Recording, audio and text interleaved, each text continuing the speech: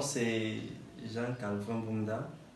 Je suis d'abord enseignant de physique, puis actuellement j'occupe le poste de préfet des études, c'est-à-dire la pédagogie au collège Christ de Bout, c'est moi. Je l'organise sous la supervision de la sœur principale, la sœur Irma. C'est un peu ça. Et puis entre autres, je travaille régulièrement sur ce qui est de la pédagogie avec plusieurs autres personnes. Bon, aujourd'hui, j'aimerais qu'on aborde un point assez essentiel qui me dérange ici, c'est le paludisme en milieu scolaire.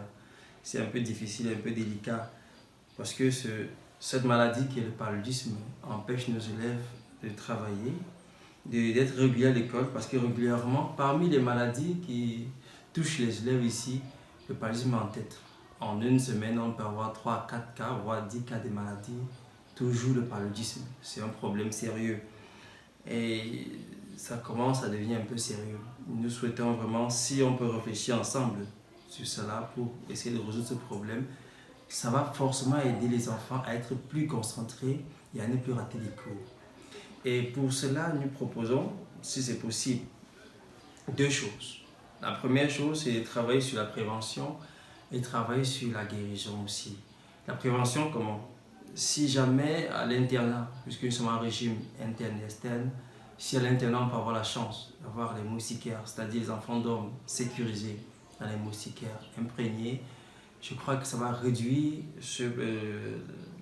la contagion, ça va réduire aussi les infections.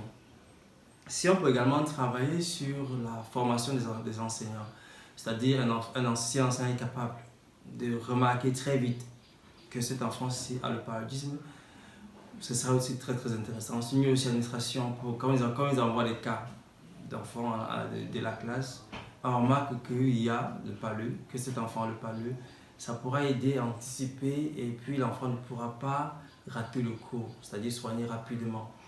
Bon, aussi, autre chose, la deuxième méthode, c'est l'aspect curatif, soigner.